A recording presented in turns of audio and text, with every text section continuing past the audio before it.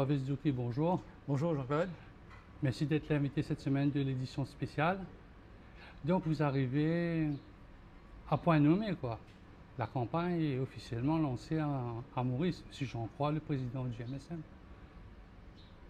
Je crois que la campagne a démarré, mais les élections, c'est pas pour maintenant, c'est fin 2024. C'est ce que toi tu dis. Je crois qu'on analyse les choses. Il y a des grands travaux lancés par le Premier ministre. Il ne va pas organiser les élections, sauf accident de parcours, bien entendu. Mais il ne va pas organiser les élections avant la réalisation de ces travaux. Il doit les inaugurer. Il ne va pas laisser ça aux autres. Quand on parle de grands travaux, le tram Notamment. à Côte d'Or, ensuite il y a quoi? Le pont de Beaubassin, Oui, les flyovers un peu voilà, à droite à gauche. C'est des symboles pour le gouvernement, en tout cas. C'est des symboles qui vont sans doute exploiter dans le cadre d'une campagne, d'une élection à venir. Alors, ça, c'est le premier point. Deuxième point, c'est qu'en face, je crois, là, je fais un peu l'analyse politique, hein, en face, ils ont un certain âge. Ils ont un certain âge en face. Ils ont une santé, je ne vais pas dire fragile, mais on a vu ce que ça donne ces temps derniers. Et je pense que sans doute le Premier ministre, il doit jouer là-dessus aussi. Parce qu'un an, lorsqu'on a 75 ans, un an de plus, c'est pas comme lorsqu'on a 18 ans à 19 ans. 75 à 76, ça fait... Même 50 à la soixantaine, Voilà. ça Non, j'exagère les proportions, mais voilà. Je crois le Premier ministre a tout intérêt, en tout cas, de tabler là-dessus aussi, éventuellement. Donc, il va jouer l'élément l'élément de la jeunesse contre les grands. On appelle ça l'alliance des grands-pères, on va dire les noms. On les laisse vieillir. Un an de plus, ça peut jouer. Enfin, c'est pour ça. J'explique en tout cas, moi, pourquoi je dis les élections, c'est pas avant, je pense, novembre 2024. Je pense Donc vraiment novembre 2024. Et pourquoi tout a commencé alors? On est en campagne électorale permanente à Maurice. Si on occupe le discours du MMM, l'élection est toujours dit à la porte depuis 69. Donc voilà, la campagne électorale est permanente. Et puis je pense aussi, troisième élément, pourquoi le Premier ministre donnera du temps. Plus on donne du temps, on connaît les alliances. Ça se fond, ça se défond. On les sert. Donc il va jouer sur les bis-bis, comme on dit dans et puis, langage. Quatrième élément, pardon, faut à ne pas mettre de côté, c'est l'affaire judiciaire du chef de cette alliance. Si jamais il est condamné, c'est un élément pour le gouvernement à exploiter par la suite. Mais qui mettra à mal sans doute les uns les autres. Il me semble dans la dernière conférence de presse du trio, la phrase a changé. On ne dit plus Navin Ramgoolam comme Premier ministre. Ce sera le Parti travailliste qui va désigner le Premier ministre pour les 5 ans. Donc, cet élément-là a été pris en considération dans leur communication. Oui. Bon, ça, parce que justement, pourquoi cette question est posée? Il faut savoir que Navin Ramgoolam a été battu 2 fois de suite aux élections. Oui. Donc il peut ne pas être élu. Il n'a pas de circonscription. À l'heure actuelle, personne ne connaît sa circonscription. C'est quand même extraordinaire. Il n'a pas de fief. Normalement, un chef de parti, il a un fief. À ce niveau-là, en tout cas, j'entends. Donc, du coup, c'est des questions qu'ils ont dû considérer. Il y a l'état de santé aussi, assez fragile. Voilà, donc, mais ça, c'est un discours, une rhétorique de dire que. Mais après, la donne peut éventuellement changer. C'est-à-dire la donne peut changer. Non, mais on est dans des hypothèses. Prenons l'hypothèse. Navin Ramgoolam est condamné fermement par le Au-delà de 12 mois, d'après Avant, oui. Bon, il fera appel, bien entendu, il sera présumé innocent, il n'y a pas de problème là-dessus. Mais politiquement, c'est un changement de situation assez considérable. Mais Pravin Jagnnath a été accusé pendant quelques mois. Il était ministre, il a démissionné comme député. Il s'est assis dans le Parlement où il a fait backbencher en attendant que son cas repasse à la Cour suprême, aille au Privy Council et qui redevienne ensuite Premier ministre. Oui, Donc, là- même accusé, ça ne semble pas être un souci.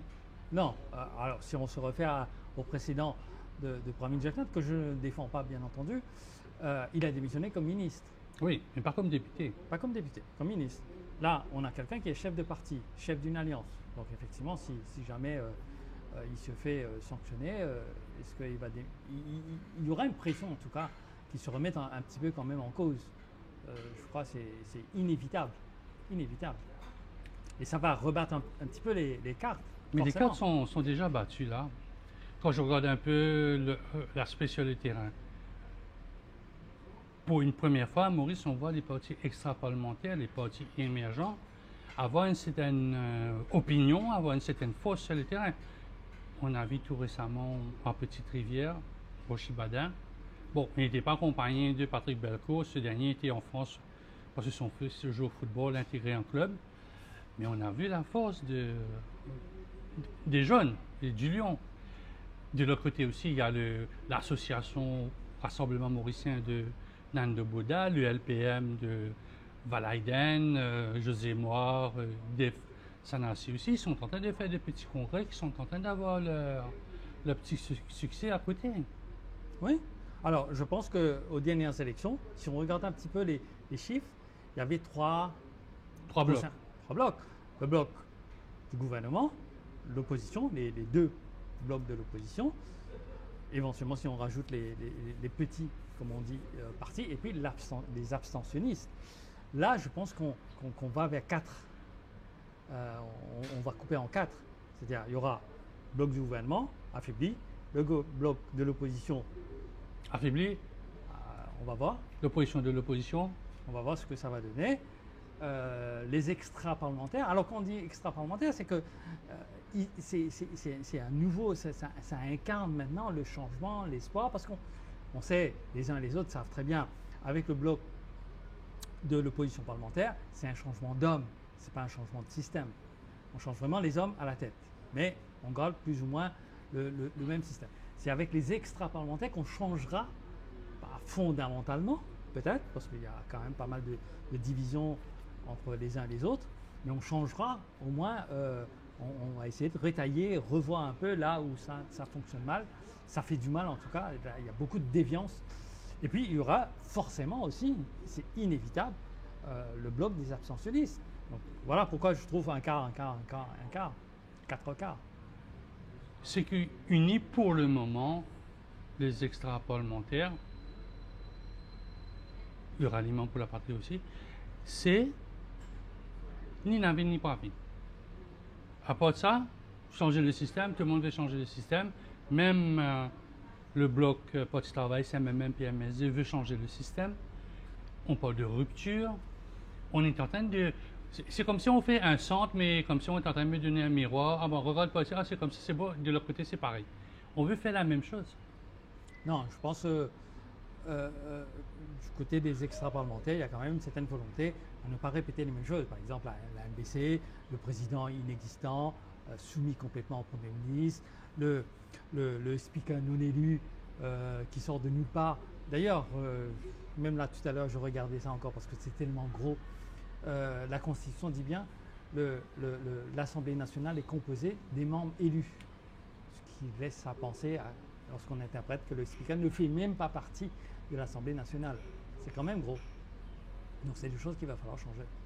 Je crois qu'on va tous pouvoir s'entendre là-dessus. C'est un minimum, pas dans les détails, mais ce que j'entends, Pavez, c'est le changement. Le speaker, ça va être le gros dossier. Mais comment changer un speaker quand on a 28 jours, on va dire 27 jours, entre la date de l'élection, la date des résultats, le transfert qui prend généralement 3 jours, les 3 jours qui sont donnés au Premier ministre autant de prendre ses affaires et de partir, l'installation de l'autre gouvernement, et la première séance qui doit se faire avant un mois depuis la date des résultats. C'est très serré pour aller chercher un... vous n'aurez pas le temps de changer la Constitution, vous n'aurez pas le temps de changer le local, parce que aucune séance ne peut se faire sans la présence du président de la Chambre, ce qu'on appelle le speaker. Donc, il y aura qui sera un genre de marionnette qui va bouge trop en attendant que lors de la deuxième séance, troisième séance, les projets de loi commencent à entrer. Non, c'est que dans la Constitution, le Speaker, il peut être choisi parmi les membres du Parlement. Déjà, c'est déjà le cas. C'était une réforme. Il suffit de mettre de côté cette réforme de 96 de Navin Ramgoolam et de Paul Béranger, hein, il faut le souligner, parce qu'on l'oublie souvent. Mais ça n'a pas été une mauvaise chose. On a eu des bons speakers, mais on est arrivé à une sorte de dérive. Mais quand on fait un changement, une loi, la Constitution, c'est un cadre. On ne touche pas comme ça au cadre, pour son plaisir personnel. Et c'est un peu comme si, imaginons, il y avait une loi, pour pratiquer de la médecine, il faut être docteur en médecine. Ça, c'est la loi. Tout est bon là. Et on rajoute ou autrement. C'est un non-sens total. On abolit toute la norme, toute la réglementation. C'est ce qu'ils ont fait. Donc ça, on va devoir mettre de côté. Donc ce que tu veux dire là, c'est comme si il faut avoir que le titre de docteur pour faire de la médecine. Parce qu'il y a docteur S, docteur S philosophie. Le fait d'avoir le mot docteur, ça ne fait pas un docteur en médecine. C'est un peu ça. Non, c'est pas ce que j'ai dit. C'était l'exemple pour montrer que voilà, il y avait une règle. Il faut être médecin, docteur en médecine, pour pratiquer comme médecin. Et Navin Ramgoolam et Paul Béranger, comme si ils ont rajouté ou autrement, ce qui est un non-sens par rapport à la règle. C'est ce qui s'est passé avec le Speaker. Pour être Speaker, il fallait être membre du Parlement, être député. Ils ont rajouté ou autrement. D'où cette pratique maintenant d'apporter un candidat battu. Mais complètement extérieur, qui n'a pas de légitimité. Maya Anoumandji a été une candidate battue dans une élection. Oui, mais la situation s'aggrave d'année en année. La perversion s'aggrave d'année en année. C'est ça. On ne peut pas se retrouver hors Constitution. C'est ce qu'ils ont fait en 1996, c'est-à-dire ouvrir une porte pour sortir de la Constitution. Et plus on s'éloigne dans le temps, plus la situation s'aggrave. Effectivement, ça avait commencé avec quelqu'un qui était déjà speaker avant, donc qui était dans cette pratique westminstérienne. Ça, c'est l'étape 1, l'acte 1. Mais l'acte 2, on s'éloigne un petit peu plus. L'acte 3, un petit peu plus. Et l'acte 4, alors là, c'est la grande déviance. Dernière petite question, Pavel, sur le speaker. On sait que le dossier au ministère des Finances, la fameuse résidence du speaker. Est-ce que le speaker... Il voyage beaucoup en ce moment. Hein? Non. Je pense qu'il est à Maurice, il a reçu une délégation du Ghana qui est en train de regarder comment le Parlement, le système fonctionne à Maurice. Je pense lundi dernier. J'ai fait souligner d'ailleurs, petite parenthèse, j'ai fait souligner qu'il n'est pas élu. Oui, on le sait. Non, la délégation. Mais est-ce que on sait que le Premier ministre a une résidence, c'est Clarence House, il se passe généralement presque rien. Le président de la République, il a le château de Redier. Bon, là, il reçoit les dignitaires, il ouvre son jardin royal védique et tout. Donc, mais est-ce que le speaker a besoin d'une résidence? Parce que le dernier, je pense, c'est Adjaye Déby en 1995 qui avait une résidence. Après, c'est une pratique qui a été mise de côté. Alors, il faut répondre d'abord théoriquement à la question. Est-ce que le speaker représente le pays, représente l'Assemblée nationale et participe effectivement à la diplomatie du pays? La réponse est oui. Il y a la conférence des présidents des assemblées francophones, anglophones, africains. Donc il y a beaucoup de conférences, beaucoup d'échanges, etc.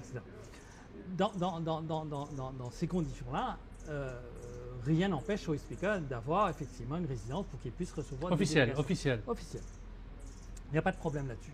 Moi, ce qui me pose problème, la démocratie a un coût, de toute façon, il va falloir l'assumer. Ça, il n'y a pas de problème là-dessus. Ce qui me pose problème, c'est que notre speaker n'est pas élu, n'a pas de légitimité démocratique. Ça, c'est la première chose. Deuxième chose, c'est quelqu'un qui, du coup, a un comportement très anti-parlementaire. Dans son comportement, dans sa façon de conduire les débats, dans son manque d'impartialité ou plus de partialité. Et il est très, très contestable. Donc, de là à lui donner à ce personnage-là une résidence officielle, je suis contre. Mais dans le principe, je ne suis pas contre. Actuellement, le Parlement est en congé, en vacances d'hiver. Ces dernières sessions, il y a eu beaucoup de députés qui ont été mis out, de sortes de déclarations pour dire on ne peut pas parler dans la presse, on ne peut pas faire ceci, on ne peut pas faire cela. Même même une députée suspendue qui est présente dans le Parlement au moment qu'elle envoie sa question, elle ne peut pas poser parce qu'au moment qu'elle a envoyé sa question, elle était Encore suspendue. suspendue. Il n'y avait pas ça dans le passé. Il n'y avait pas cette sorte de règlement, parce que je sais très bien, Rajesh Bharwan qui était suspendu, ben, le jour qu'il venait, c'était la première question pour le Premier ministre. Le Premier ministre, c'était pour lui. Oui, mais là, on est dans une dérive. On est dans une dérive. Moi, la source, il faut retourner aux sources. La source de cette dérive, c'est quoi? Alors, effectivement, il y a une pratique par le régime, mais il faut faire une pratique, une analyse institutionnelle. Pourquoi on est arrivé là? D'abord, c'est la République qui a été mal taillée, encore une fois, par Paul Béranger et Anirudh Jagnat. C'est pas comme ça qu'on taille une République. Et c'était mal fait, très mal fait. On a coupé le cordon ombilical avec la pratique anglaise, et petit à petit, on s'éloigne. Et on est là. Aujourd'hui, dans une République, il fallait poser le problème de la légitimité. Le président, il devait être légitime sur le plan démocratique, ce qui n'est pas le cas chez nous. Et donc, du coup, toutes les institutions sont en déviance. Pour revenir au Speaker, pareil, c'est un recul de la démocratie de dire que, dorénavant, le Speaker, il peut ne pas être un élu de la nation, alors qu'il est le président, le chef, celui qui représente les députés de la nation. Parce qu'il ne faut pas oublier, 92, on passe de l'Assemblée législative à l'Assemblée nationale. Oui, non, mais ça a un sens, tout ça. On ne fait pas comme Béranger l'a fait. La Constitution, ce n'est pas un jeu de Lego. Oui, mais il n'y a pas que lui, Pavès. C'est le dénominateur commun. Il y a le trio Nossingen, Bislal, Laridon, Salman King, le Quatuor, qui est en train de travailler. On a vu les propositions de résistance et alternative.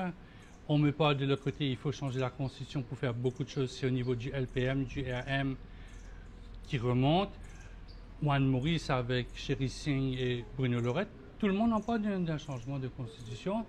Là, j'entends maintenant de parler, il faut s'asseoir vers novembre, faire une assemblée des chefs, une sorte d'assemblée constitution.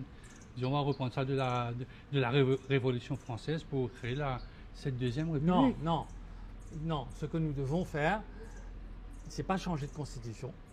C'est simplement des interventions, j'appelle ça chirurgicales. Mais ça, c'est l'affaire des constitutionnalistes. C'est pas l'affaire de tout le monde. Savoir qu'est-ce qui a marché, qu'est-ce qui n'a pas marché et qu'est-ce qu'il faut retoucher. Voilà, pour remettre les choses en état de fonctionnement. C'est des petites retouches qu'il faut faire. Tout simplement. Je suis contre une deuxième République. Je suis contre. Parce qu'une deuxième République, ça veut dire que... on peut l'appeler la deuxième République. Hein, Non, parce que sur le plan économique, ça a des conséquences.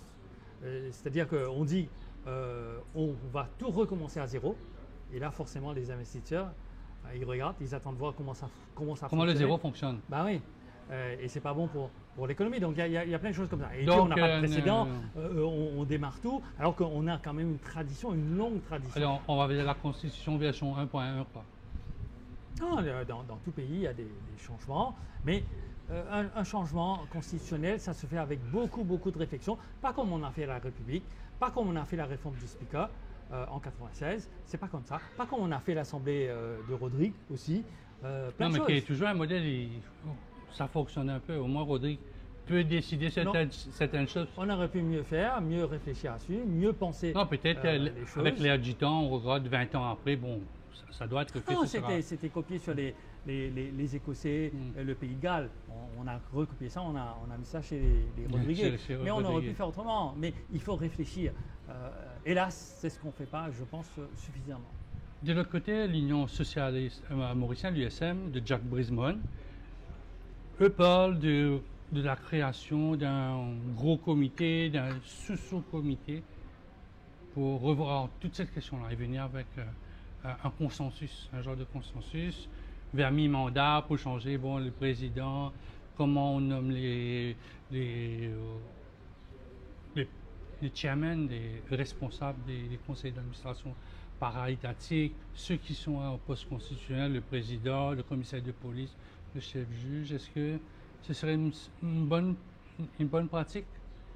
De toute façon, pour une réforme constitutionnelle, dans tout pays, il faut un consensus. On ne réforme pas la Constitution sans consensus, parce qu'il faut une majorité très élargie pour faire une réforme constitutionnelle. Donc du coup, il faut une adhésion des uns et des autres. L'idée de discuter en soi, c'est ça la démocratie, c'est de discuter, de trouver un point d'accord. Mais pour revenir à ce qui était essentiel, en tout cas pour moi, on ne pourra pas faire l'économie de cette réforme, la désignation du président au suffrage universel, soit direct, soit indirect. Moi, je suis plus pour le direct, mais c'est la source, c'est la démocratie, c'est la République. Et il faut que, parce qu'il ne faut pas oublier, on l'a oublié, c'est pour ça que je le dis, le président, il a deux casquettes. Il est président de la République, mais il est aussi chef de l'État. Et chef de l'État, on ne l'est pas comme ça. On incarne quelque chose, on incarne une autorité. Et s'il n'y a pas d'adhésion à cette incarnation, on n'arrive pas à l'incarner. C'est ce qui se passe actuellement. Il est vrai que le système français, il est différent, mais à Maurice. Non, je ne parle pas du système le Premier français. ministre, le Premier ministre va passer un projet de loi. Il dit maintenant, on va faire une élection pour le président. Ça va être un truc à un tour, comme ça se fait à Maurice, ou autrement. Si ce Premier ministre, son candidat, est battu, Il n'y a pas de problème.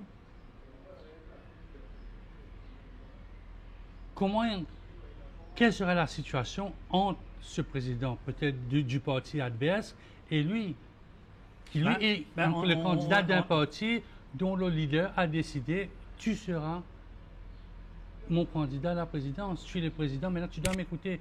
Tu n'écoutes pas le Premier ministre. Si le leader me dit, il y a un projet de loi, ICTA, j'aime pas ça, ne signe pas. Qu'est-ce qui arrive? Non, mais d'abord, nous sommes dans une république. Le gouvernement gouverne. Et puis, il y a la présidence qui préside. Alors, ça veut dire ce que ça veut dire. Et qui incarne cette autorité de chef de l'État, de l'autorité de référence. Il faut ça pour qu'une nation puisse se tenir. Sinon, on coupe la tête au président et il reste que le Premier ministre. C'est ce qu'on est en train de faire dans la réalité aujourd'hui. Et c'est pour ça qu'on est dans les déviances. On dit qu'il n'y a pas d'équilibre des pouvoirs à Maurice. Pour arriver à un équilibre des pouvoirs, effectivement, il faut un président, qu'il soit du côté du Premier ministre ou de l'opposition, peu importe, mais quelqu'un qui a suffisamment d'indépendance, suffisamment d'autonomie et suffisamment d'autorité aussi. Ça ne va pas créer. Ça ne crée pas une sorte d'instabilité. Non. Non, le président n'a pas de pouvoir, il n'a que l'autorité. C'est le Premier ministre qui a le pouvoir. Lui, il a quelques pouvoirs très résiduels, éventuellement dissolution de l'Assemblée, nomination du Premier ministre, des choses comme ça. Mais ce n'est pas lui qui conduit la politique de la nation, c'est l'affaire du Premier ministre. Il doit laisser faire au Premier ministre. C'est vraiment en cas de crise qu'on pourrait avoir quelqu'un à ce moment-là qui intervient. Aujourd'hui, dans les crises que nous avons, le président, dans les crises que nous avons, on a, alors, le terme est un peu fort, mais une sorte de crise, de divergence, en tout cas publique, entre le DPP, le commissaire de police. Ils vont même jusqu'au tribunal pour affirmer leur divergence. Où est le président dedans? Dans l'Assemblée nationale, où est le président? Il n'est pas là. Le président, il n'a pas à intervenir, mais il doit incarner cette autorité, comme la reine l'avait fait, actuellement le roi, mais nous avons connu la reine Élisabeth depuis l'indépendance, comme la reine l'avait incarné. C'est une autorité. Aujourd'hui, il n'y a pas cette autorité-là. Et on l'oublie. Je le redis. Et c'est pour ça que je dis c'est l'affaire des constitutionnalistes. Ce n'est pas une affaire de président, c'est une affaire de chef de l'État. Ce n'est pas la même chose.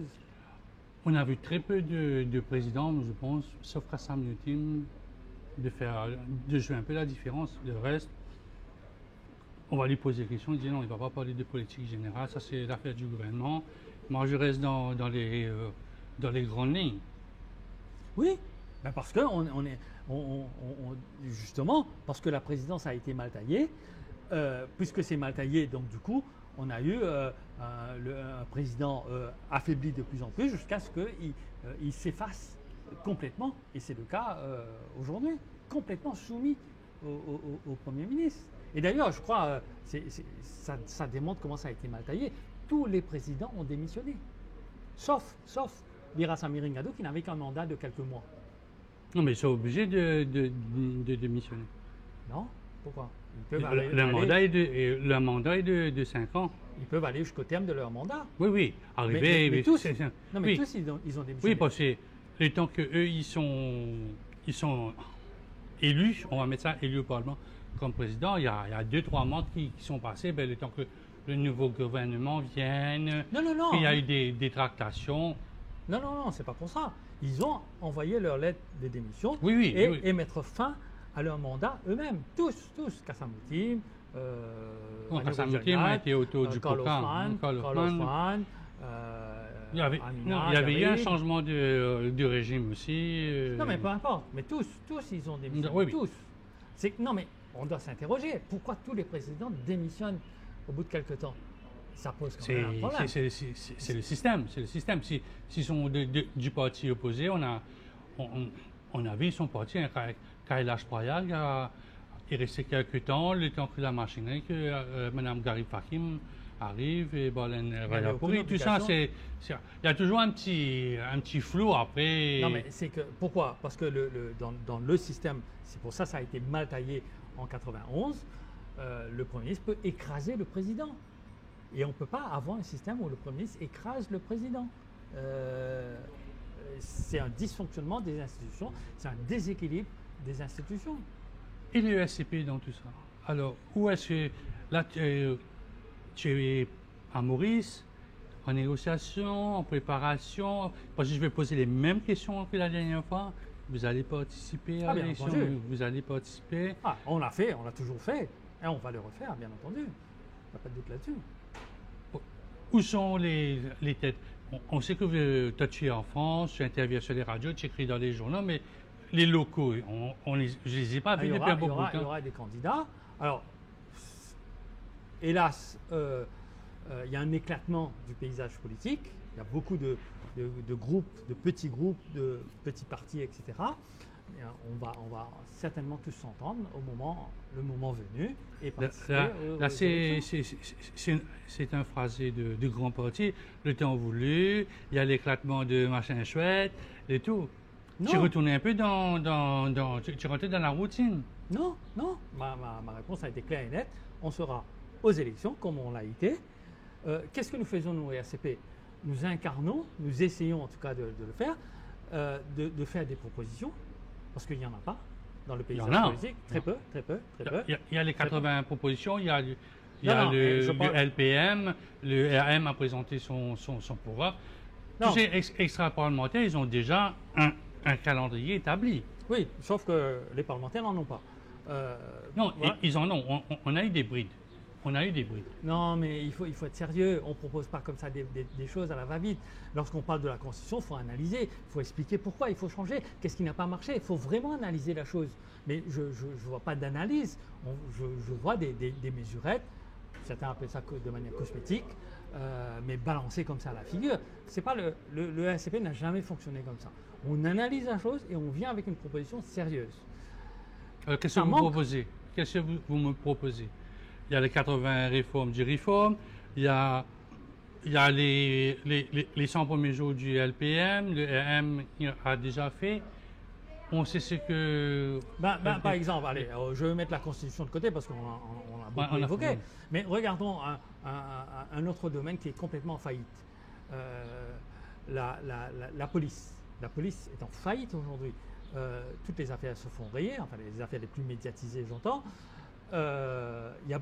Les cold cases s'accumulent, c'est-à-dire on n'arrive pas à trouver, identifier un responsable qui pourrait être jugé par la justice. Donc il y a un certain nombre aujourd'hui. Donc on va vers une faillite de la police. Et ça, le RCP, déjà en 2019, a fait un certain nombre de propositions importantes sur le fonctionnement de la police, sur le fonctionnement de l'enquête, sur la place de la victime dans les enquêtes, etc. On peut revenir. Je ne sais pas si tu me donnes le temps aujourd'hui, mais sinon je peux balancer comme ça. Nous, on est pour... Qu'est-ce qui ne marche pas? Là, actuellement, le gouvernement propose une petite réforme de l'ICAC, enfin pour créer un autre organe. Financial Crime Commission. Même chose, on rajoute, etc. C'est le Lego. Qu'est-ce que nous dit le Parti travailliste? Serious Fraud Office. Alors, je ne sais pas ce que ça veut dire. Je ne pense pas que quelqu'un sait ce que ça veut dire. Serious Fraud Office. C'est un système anglais. Non, mais qu'est-ce qu'il y a dedans? C'est le contenu qui est intéressant, ce n'est pas le contenant. Serious Fraud Office, je ne sais pas ce que ça veut dire. Qu'est-ce qu'il y a dedans? Comment ça va fonctionner? Qui va diriger? Ça va enquêter sur quoi? Là-dessus, niet. Il n'y a pas de proposition. Le MMM a toujours dit quoi? Pour remplacer l'ICAC, pas l'autre l'ICAC. un non-sens total. Nous, qu'est-ce que nous disons? Il faut rendre de manière permanente, par exemple, la commission d'enquête. On a le modèle dans le système français, ça s'appelle le juge d'instruction. C'est une commission d'enquête permanente en matière de corruption, en matière de trafic de drogue, en matière de crimes de sang. Et on sait, dans notre système, la commission d'enquête a toujours plus ou moins bien fonctionné. Pourquoi? Parce que c'est dirigé par un juge ou un ancien juge. Et c'est ce qu'on a besoin, effectivement, pour que l'enquête... On l'a vu dans l'affaire de Kissnen, lorsque l'enquête a été dirigée par un magistrat, on a quand même avancé un petit peu. Sauf que l'enquête de la magistrate est quand même limitée, parce que c'est à la police de prendre le relais. Donc on peut penser à un système. La place de la victime, elle est où la place de la victime aujourd'hui? Quelqu'un qui est victime d'un viol, elle est où sa place dans un procès pénal? Zéro. La personne qui est tuée, où est sa place? Où est M. Kissnen aujourd'hui dans le procès pénal? Il est nulle part. Or, on peut imaginer, ça existe, de créer un statut de la victime. Si la personne est décédée, bien sûr, représentée par ses proches, si la personne est toujours en vie, qu'elle soit présente dans la phase de l'enquête, dans la phase de jugement. Il y a plein de choses à faire, plein de réflexions à faire. Les cold cases, par exemple, qu'est-ce qu'il faut faire? Ça s'accumule. Je pense qu'on doit désigner un juge ou un ancien juge de la Cour suprême chargé de chapeauter et donner des directives aujourd'hui à la police. Fait telle et telle enquête. On a quand même des moyens techniques et scientifiques considérables aujourd'hui pour revoir ces choses-là. Mais je pense que la police n'arrive pas à le faire, et d'où l'intérêt de créer une sorte de pôle, un ancien juge chargé de donner des directives à la police pour avancer. Un des soucis qu'on entend souvent, Maurice, ce sont les charges provisoires. Là, il y a un gros cas, on a arrêté quelqu'un qui est en prison, il est à Melrose, on l'a mis en prison, ben, l'enquête n'avance plus. Cette personne n'a pas été questionnée pendant un mois, on attend. Donc, c'est parfois une tactique aussi dilatoire pour garder comment c'est là, l'accusé, quelque chose comme ça, en détention. Alors, moi, dans mon analyse, mais ça, c'est moi qui le dis, le problème n'est pas les charges provisoires, parce qu'il faut quand même une base de travail à la police. Il faut accuser quelqu'un pour commencer une enquête. Il faut mettre en cause quelqu'un. Mais il faut avoir les preuves. C'est pas parce que tu as une charge, après tu vas aller chercher les preuves pendant 2 ans. Non, c'est ça. Il faut commencer sur quelque chose. Donc, le problème pour moi, ce n'est pas les charges provisoires. Ça, c'est une question sémantique, d'appellation, etc. Le problème, c'est que lorsque cette personne est envoyée en prison sur une décision d'un magistrat, c'est là que le magistrat doit voir est-ce qu'il y a suffisamment d'éléments ou pas pour mettre en détention provisoire la personne et sous quelles conditions. Et premièrement, et deuxièmement, voir les alternatives à la détention provisoire. C'est ce que nous n'avons pas. Nous, c'est soit la caution, soit la détention. Il y a d'autres critères. La famille, l'insertion professionnelle, les antécédents, etc. C'est tout un ensemble de critères à prendre en considération pour décider qu'est-ce que je fais d'une telle personne. Et ça demande réflexion. Le problème n'est pas la charge provisoire. Je pense qu'on manque un peu la cible en parlant de charge provisoire. Le problème, c'est sur la base de quoi on envoie quelqu'un en prison. Mais il faut toujours une base de travail, bien entendu, à la police. Parce que généralement, la charge provisoire, on la met la plus haut possible, après on voit qu'on descend. Oui, mais ça, c'est la fête des magistrats, c'est pas la fête de la police. Non, mais c'est la police qui décide sur quelle charge qui va me détenir. Non, mais c'est au magistrat de voir, est-ce que ça tient la route? Est-ce que la police a quand même quelques éléments à charge? S'il n'y a rien, le dossier est vide, il ne faut pas envoyer en prison. C'est pour ça que je dis, ce n'est pas une affaire de charge provisoire, c'est une affaire de la détention et de la liberté. L'organisation des rassemblements politiques commence à devenir un peu problématique à Maurice maintenant. On est dans les déviances. Le fait qu'on cherche un peu la noise, un peu à droite, à gauche, est inquiétant pour quelqu'un qui aime son pays comme Pavès Douké. Le problème, encore une fois, c'est le déséquilibre du pouvoir. Le Premier ministre, la primature, le gouvernement a une mainmise totale sur l'ensemble des autorités, sur les municipalités par exemple. Le conseil des districts. Donc du coup, elles, avant de donner une autorisation pour l'organisation d'une manifestation, d'un meeting, se disent est-ce que le gouvernement accepte ou pas accepte. C'est ça le problème, c'est cette mainmise qu'il faut remettre en cause. Et et c'est pour ça que je dis, je le redis encore une fois, on ne peut pas faire l'économie de cette réforme si essentielle, la désignation du président. C'est comme ça qu'on va casser cette mainmise Donc, totale. tout commence au sommet de... Oui, sommet. et tout a commencé, le pourrissement a commencé avec la présidence. Avant, il y a... Non mais, si vous me permettez, si tu me permets. Avant, il y avait le gouverneur général. Le gouverneur général, on dit, bon, dans une analyse un petit peu simpliste, on dit il n'incarne rien, il est nommé par le Premier ministre. Pas la reine. Gouverneur général de la reine. Ou... Non, choisi par le Premier ministre de Maurice. La reine nomme par la suite. Mais c'est le Premier ministre qui faisait le choix, après 68, hein, du gouverneur général. Et c'est comme ça qu'ils ont fait le président. Sauf que, en choisissant le gouverneur général, le Premier ministre, j'entends, il devait choisir quelqu'un qui serait accepté par la reine. Premièrement. Deuxièmement, il faudrait que ce soit quelqu'un qui était capable d'incarner la reine Elisabeth. Et Elisabeth, ce n'est pas n'importe qui, c'est l'histoire. Déjà la monarchie, ensuite la reine était reine depuis 1952. Donc il fallait ce personnage-là pour incarner. Lorsqu'on a coupé la tête à la reine, on a pris un président qui n'incarnait rien. Et c'est pour ça qu'on est là aujourd'hui. Et ça, on aurait dû réfléchir à tout ça. On ne fait pas comme ça, on n'abolit pas comme ça la monarchie. Il y a deux systèmes. La monarchie, c'est l'histoire. La République, c'est la démocratie. C'est aussi simple que ça. Ça peut être les deux aussi. On a vu des pays qui étaient monarchiques tourner vers la démocratie, aller vers une dérive aussi, à la dictature aussi. Ben, si c'est la démocratie, on n'a pas mieux. On n'a pas mieux que la démocratie. Mais on ne peut pas avoir un président qui n'est pas démocratique, qui n'a pas de légitimité démocratique, qui est complètement soumis au Premier ministre. C'est là le problème. On reste un peu dans les congrès, les meetings et autres. On a vu que la bataille des foules aussi a commencé à prendre forme. Alors, il y a eu mort d'Albert, il y a eu de Saint-Trust, chacun dit on ne gagne plus beaucoup qui le clan.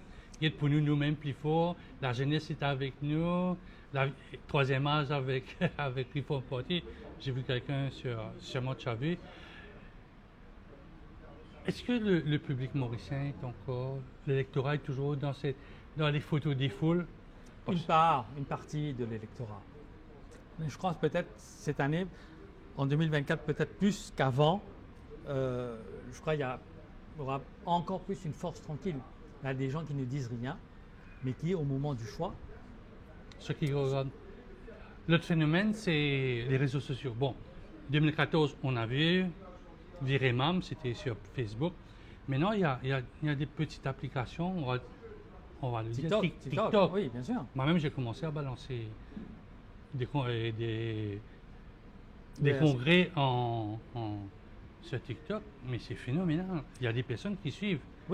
Qui suivent de la maison, de confort. Ils n'ont pas besoin de mettre un t-shirt à la gloire d'eux, mais ce sont des personnes qui vont voter. Quand tu regardes les commentaires, les commentaires deviennent de plus en plus virulents. Hein. Oui. Alors, TikTok, tout dépend comment on l'utilise aussi. Hein. Mais je parle sur l'aspect politique de TikTok. Ce qui est merveilleux avec TikTok, contrairement à YouTube, contrairement à Facebook, c'est un peu... dès qu'on regarde quelque chose, TikTok a pu cerner ce qu'on aime et nous le propose. C'est ça qui est merveilleux je trouve en tout cas chez TikTok. Donc du coup, si on s'intéresse à la chose politique, forcément on a pas mal de vidéos sur la chose politique. Donc du coup, TikTok permet de se faire campagne naturellement. On n'a pas besoin de cibler les gens, mais c'est... Mais c'est un ciblage. Quand tu regardes un peu ceux qui sont sur TikTok, à part ceux qui font du commerce, qui vendent des linges, qui jouent au poker, ou qui font... Et ça, on est très fort la bagarre armada, c'est ça. Quand il y a des palabres. Non, mais les Mauriciens sont très forts dedans. Mais je pense que ça va être un dénominateur important pour ceux qui font la com pour ces grands partis-là. TikTok doit être dans le panier maintenant, comparé à 2014 Facebook. Je pense oui. Si on regarde ailleurs, même les grands dirigeants de la planète, ils y sont. Parce que c'est un autre moyen de communication. Surtout, la différence avec Facebook, c'est que Facebook, on doit plus ou moins aller chercher l'information. si on s'intéresse à la politique, il faut aller chercher l'information sur la politique. Alors que Facebook, Ce sont tes amis, ce sont... non, sur TikTok, dès qu'on a regardé quelque chose sur la politique, naturellement, l'application propose sur la politique. Si on s'intéresse à des insultes, ben forcément, on n'aura que des vidéos d'insultes. C'est dans votre stratégie du SCP de faire du TikTok ou ben, Ah, tu as commencé? On a commencé. Un peu timidement, peut-être. Oui, c'est pas notre fort, forcément, d'être sur cette application-là, mais Mais l'équipe mauricienne doit commencer à se faire. Si tu as quelqu'un qui est sorti de From Nowhere, People Power, qui est venu dire qui va être le Premier ministre, qui va tout changer, il y a beaucoup d'autres petits partis qui vont sortir. On peut prendre le cas de l'USM de Brice Mohan. Tu as d'autres partis aussi qui vont sortir, et eux aussi ils vont être. Oui, non, mais c'est utile, bien entendu. Ce sont des moyens de communication. Il faut les utiliser à bon escient. Sauf que, mon opinion, je pense que TikTok est mal utilisé à Maurice. Peut-être on n'a pas cette culture-là.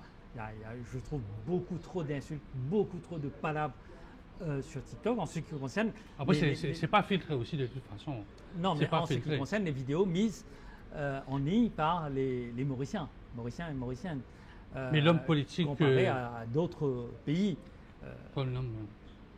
On a vu le lendemain de l'annonce de l'Alliance Parti Travail, c'est même PMSD, des vidéos qui sont sorties des deux côtés de l'opposition et du gouvernement aussi pour dire un tel a dit ceci, cela. On a vu des anciennes conférences, même les miennes qui ont été piquées. Je veux dire, on a piqué sans me demander les droits, on s'est servi pour dire oui, un tel tu dis ceci, tu dis cela. C'est un peu le jeu de la politique aussi. Moi, je vois ça autrement. Pour moi, c'est plus des partis qui sont en faillite idéologique et programmatique. Ils n'ont rien d'autre à proposer. Et d'ailleurs, c'est ça le RCP. Pourquoi on s'engage comme ça en politique? D'ailleurs, pour répondre un petit peu à Paul Béranger, qui a fait comprendre que les extra-parlementaires, pas même pour gagner caution, comme il dit, mais il a du mal à comprendre qu'on s'engage en politique pour faire de la politique, pour proposer des choses. Et ce n'est pas une question d'argent, ce n'est pas une question de 1000 roupies. Non, on le fait parce qu'on sent le besoin de le faire. On a envie de proposer autre chose à la jeunesse, parce que la jeunesse a besoin de références. C'est quoi la référence de la jeunesse si c'est que les palabres entre les deux? Ce que j'ai pu comprendre, parce que, à vrai dire, c'était ma question. Oui. Tu l'as bien entendu, tu connais qui a posé la question, il y a eu la réponse. Je suis heureux que Badin en ait parlé, Belko en ait parlé, les autres en aient parlé, mais ce sont des personnalités. Bon, Belko a tiré 2000 voix, comme Thomas Beaubassin a tiré 2500 voix. Ce sont des petites personnalités.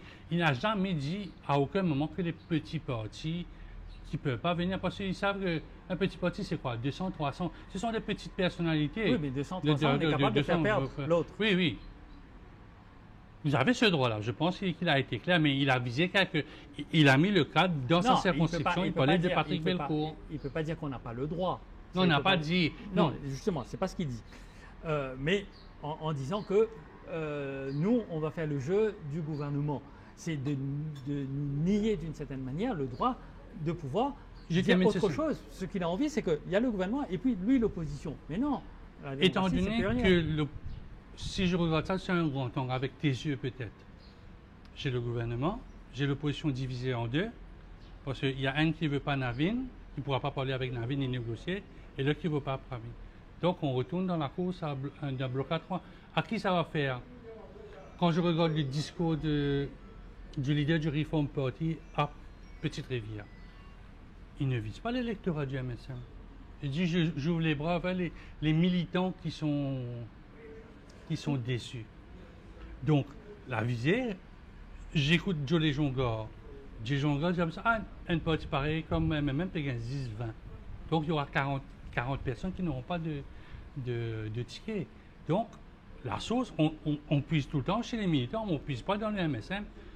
Peut-être le Rassemblement mauricien qui est en train de puiser un petit peu chez le MSM. On ne puise pas chez le MSM. C'est comme ça, on fragmente encore, alors qu'on veut mettre à la défaite ce Premier ministre. Alors, je retourne un petit peu dans le temps pour analyser ça. Beaucoup de dissensions ont eu lieu du MMM. du poste de travail, ceci, on doit le dire. Il y a des conférences de presse, il n'y a pas écoute de moi, on le fait pendant 10 ans. Non, mais on en a vu. ils disparaissent après. Ils disparaissent. Tous ceux qui ont démissionné dans la vague d'hémorragie au Parti travailliste, on les entend plus, ils disparaissent. Oui. Par contre, depuis les années 70, il y a eu une dissension systématique du MMM. Au sein du MMM. Et je pense que c'est de la faute du MMM, et c'est ce qui fait que le MMM se retrouve dans cette position affaiblie aujourd'hui, parce que c'est son électorat qu'il a perdu. Alors s'il a perdu 200 voix, 300 voix avec quelqu'un qui est parti, il trouvait ça insignifiant. 200, 300 voix, moi j'ai 10 000, j'ai 15 000, lui il a 200, c'est rien. C'était une mauvaise analyse. Aujourd'hui, je sais par exemple le candidat du SCP en 2019 à Rosil, il a eu je crois 150 voix. C'est pas énorme, mais 150 voix ça a fait battre le candidat du MMM. C'est toi qui le dis. Oui. Peut-être Belko aussi. Oui, non. Belko aussi. Bien sûr. Mais personne ne sait. Ça peut être contribué, on va dire, à contribuer. Oui, non, mais si tu me permets de développer mon analyse, c'est forcément des voix perdues au MMM. Et dans l'histoire, c'est comme ça. Mais pourquoi pas Alors, pourquoi parce que le MMM avait incarné, depuis 1969, une alternance d'abord, qu'il a tuée par la suite. L'alternance est tuée depuis... 82. Non, 82, on l'a eu, mais 83. Ça n'a pas duré. Plus pour moi, 90-91. C'est là où vraiment on tue l'alternance. C'est ce que je reproche d'ailleurs beaucoup à MMM, parce qu'on avait le régime de Aniro Djoknat qui a été atteint par les joueurs, etc. Il fallait une autre équipe au pouvoir, mais pas aller soutenir cette équipe-là. C'est ce que la MMM a fait en 2010, en 2014, etc. Enfin, bof. Et voilà, donc du coup, chaque petit parti qui prend naissance, il prend naissance sur ce champ électoral-là, le champ électoral du MMM. Ce n'est pas forcément des gens qui étaient militants au MMM, mais le champ électoral, c'était le champ de 69, 70, 71, 72. C'est ce champ-là qui est délaissé petit à petit et repris par d'autres. Et c'est ce qui explique l'affaiblissement du MMM aujourd'hui. D'ailleurs, c'est ce que je dis, ce n'est pas une alliance que le MMM a fait avec le Parti travailliste. C'est une allégeance. Pour dire que. Voilà. Tu pèses ces mots. Hein. Moi, j'ai entendu le mot alliance. Oui. Alliance entre les trois partis. Oui, mais moi, je le qualifie autrement. Je qualifie d'une allégeance. Pour dire qu'on se jette dans les bras du Parti travailliste. D'ailleurs, c'est eux qui vont tout décider, même s'il arrive un accident de parcours, Navin n'est plus candidat, etc. C'est eux qui décideront de tout. Nous, on n'a rien à décider. C'est pour ça que je qualifie ça, effectivement, d'allégeance et non pas d'alliance, parce qu'il y a eu un affaiblissement considérable du côté du MMM.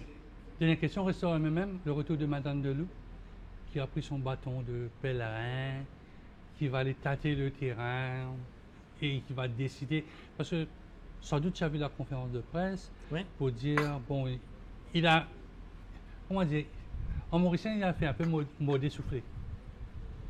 Il ne faut pas critiquer l'opposition, il ne faut pas critiquer les gens. Donc c'est un positionnement un peu... C'est pas mon champ politique. Moi, je dis les choses clairement, sans hésitation. Peu importe ce que ça rapporte, ce que ça ne rapporte pas. Effectivement, à Maurice, plus on arrondit, plus ça paye. C'est pas mon choix. Maintenant, je parle de mon analyse, de mon sentiment plutôt, c'est pas une analyse. Je vois plutôt Madame Delou rejoindre les anciens du MMM, une sorte de MMM bis incarné plateforme militante, mouvement patriote sans jeu de mots, mais incarné par les Ganou, Obigadou, Colin Delou, il a fait voilà. Les OU. Donc tu sens. Donc est-ce que ce sera le MMM mou? Peut-être. Bon, c'est un jeu de mots, mais. On sait. C'est pas méchant. Mais est-ce que ce retour de ces personnalités, on sait que Colin Davelou, il est plus ou moins fort à Rosil, Steven Obigadou à Capip. Bon, il n'a pas eu cette constance-là en tant que député. Bon, il a été élu, battu, réélu. Ganou, 40 ans, plus de 40 ans dans le Parlement. Est-ce que tu penses que ça peut marcher avec un Delou qui a fait qui s'est dit fondateur du MSM, il a créé son propre parti, il est parti avec le Parti Travail. C'était le dauphin, hein, c'était le dauphin. Oui, c'était le Il fut dauphin un temps. de Béranger. Non, Après, il fut un temps. plus il était sur la liste des premiers ministres au MMR, après il a claqué la porte, là maintenant, ils sont capables de gagner un petit bout de pas, là. Le problème, c'est que c'est le renouvellement de la classe politique. Si on regarde à froid ce problème, pourquoi on doit toujours aller chercher les anciens à Maurice? C'est parce qu'il y a une difficulté à renouveler la classe Mais politique. sur la jeunesse, des jeunes qui font de la politique, ils sont conscients de ça, que ces anciens-là, ils sont adorés, ils lèvent un coup de téléphone, c'est peut-être une situation qui se débloque. Parce qu'ils sont amis dans le Parlement, on le sait très bien. La difficulté, encore une fois, c'est le renouvellement de la classe politique. Les anciens ont tout fait pour empêcher le renouvellement de la classe politique. Bien sûr. Tu as des jeunes au Parlement, tu as Sandra Mayotte, tu as Lutchman Roy, tu as Vinash Tilek. Non, mais ce sont des jeunes. Tu ne peux pas dire que ce n'est pas des jeunes. Est-ce que c'est des gens qui ont une position, qui sont capables par eux-mêmes, de tenir un discours, si ce n'est que de reprendre le discours du Premier ministre? Est-ce qu'ils sont capables de proposer par eux-mêmes quelque chose? La réponse est non. Ce sont des inexistants. Ils sont là pour soutenir le Premier ministre, bien sûr, quelques jeunes, quelques têtes renouvelées, etc. Mais il faut des personnes qui incarnent quelque chose. On est une assemblée de 70 députés. Mais il faut quand même 70 expressions.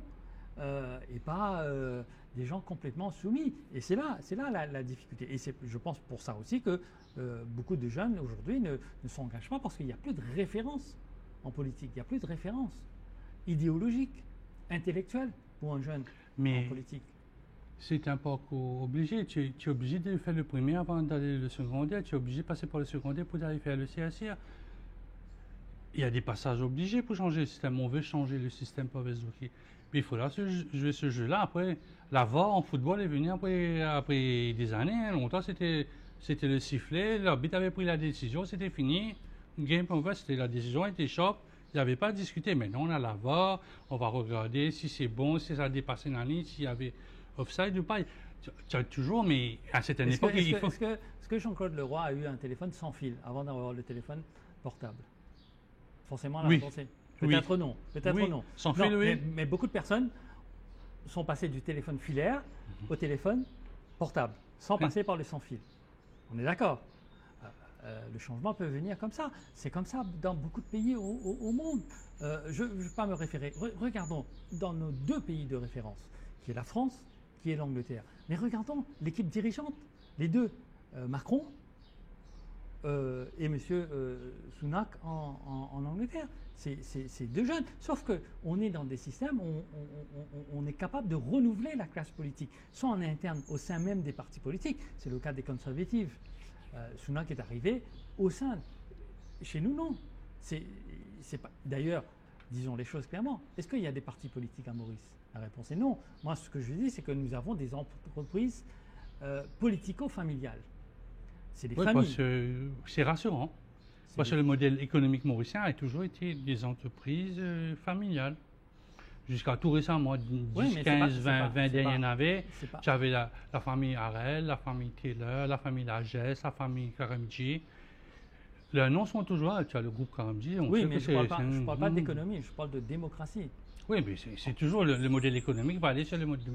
Après, les Anglais aussi, ils ont vu comment ça fonctionnait à Maurice. Ils savaient qu'ils n'allaient pas faire ce système de leadership qui allait changer à l'anglaise ou les Labour en Angleterre. Avant 1968, ce n'était pas la démocratie. On était sous une administration britannique. Non, mais il y avait des élections. Il y avait le Parti Travail, c'était là, le Parti mauricien, il y avait l'UDM, il y avait tout ça. Tu ne peux pas dire qu'il n'y avait pas la politique à Maurice. Non, pas la politique, la démocratie, j'ai dit. C'était un début de la démocratie.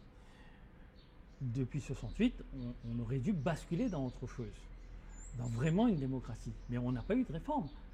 On n'a pas eu de grandes réformes chez nous. Le système est resté archaïque. Et ma crainte, à titre personnel, c'est qu'on accumule tellement les retards en termes d'adaptation, en termes de réforme sur le plan institutionnel, sur le plan démocratique, à un moment, ça peut s'écrouler. Dernière question, il y a quelqu'un qui m'a dit que cette élection-là va ressembler à celle des années avant 65-67, c'est-à-dire entre Bissoundeya et Ramgoolam. Tu sens ça? La bataille Jagannath et Ramgoolam fils, dans le même contexte? Alors, il y a encore un an de campagne. Ou même Non, un petit peu plus. Valedjo, Oui. là maintenant. Laissons la campagne venir. Chacun va tirer son lapin blanc du chapeau nord. Est-ce que tu sens cette affirmation de cette personne qui dit que la situation est pareille, presque identique? Non, je ne le vois pas comme ça, justement. Forcément, il y a un conflit entre certaines têtes. Ils vont s'affronter, bien entendu. Ils vont centraliser les médias. Mais j'attends quelque chose maintenant de la jeunesse qui est sur les réseaux sociaux. C'est un phénomène qui, à mon sens, sera beaucoup plus amplifié que 2014 et 2019, donc ce sera en 2024. On utilise beaucoup plus aujourd'hui qu'en 2019 et 2014 les réseaux sociaux. Peut-être la jeunesse va pouvoir s'exprimer autrement. Mais S'exprimer, c'est bien. Aller voter, c'est mieux. Mais s'exprimer de cette manière, justement, et faire le choix du vote. On verra. Il y aura encore un an ou un peu plus de temps pour la campagne électorale. Donc, je vais terminer. Je ne vois pas Pravin Jagannath utiliser les 6 mois supplémentaires. Parce que ça va jouer contre lui. Oui, ça sera mauvais. Même un mois. Décembre, c'est pas bon pour les élections. Généralement, c'est la période parce que tout le monde est dans le moment festif. Et puis, non, problème de pénurie d'eau. C'est mortel, ça. Parce qu'il y a eu beaucoup d'élections dans la période de décembre. Oui, mais justement, ce qui a coûté très cher. À certains. À certains. Et je vois pas. Il y a une chose. Je pense que Pravin ne va pas répéter les erreurs de Ramgoolam. Donc, on pense octobre de 2024 au plus octobre-novembre. Octobre-novembre. Au plus tard, novembre. Avant le 17 novembre. Ben, ça dépend un petit peu des travaux, de la date de la réalisation, de pouvoir inaugurer en fanfare comme ça les 8000 maisons. Mais les 8000 tous les travaux engendrés par. C'est un contrat que j'ai pu voir, disons, dans la circonscription numéro 20. On parle de l'ouverture en février 2025. Moi, je vois la campagne lancée avec des inaugurations en chaîne. C'est là qu'on va passer. On va jouer la mémoire courte. Hélas. J'allais terminer sur cette bonne phrase de Giscard d'Estaing lors de la campagne. Bon choix. Il faudra faire le bon choix. Oh, je ne vais pas parler comme Valérie, mais c'était quelqu'un de très. Non, mais Valéry Giscard d'Estaing, c'était une tête. Enfin, je veux dire, il avait une capacité d'analyse extraordinaire des choses. Oui, mais c'est un bon peu. Choix, madame. C'est un peu tout ça.